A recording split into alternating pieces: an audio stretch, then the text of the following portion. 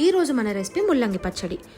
ముందుగా ప్యాన్ పెట్టుకుని ఆయిల్ వేసుకుని పచ్చిశనగపప్పు, మినప్పప్పు, జీలకర్ర వేసి ఎర్రగా వేగాక కారానికి సరిపడ పచ్చిమిర్చి ముక్కలు కూడా వేసి మంచిగా వేయించుకుని మిక్సీ జార్లోకి పక్కకు తీసుకోండి.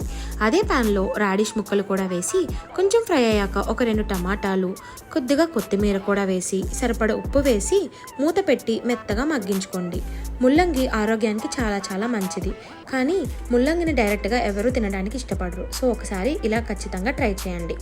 మిక్సీ జార్లోకి ఒక వెల్లుల్లిపాయ వేసుకుని ఉప్పు వేసి ఒక్కసారి తిప్పి ముందుగా ఫ్రై చేసుకున్న టమాటా రాడిష్ ముక్కల్లో మిశ్రమం కూడా వేసి మరీ మెత్తగా కాకుండా కొద్దిగా బరకగా మిక్సీ పట్టి నూనె వేసుకుని శనగపప్పు, మినప్పప్పు, ఆవాలు, జీలకర్ర, ఎండుమిర్చితో తాలింపు పెట్టుకుంటే రాడిష్ పచ్చడి రెడీ.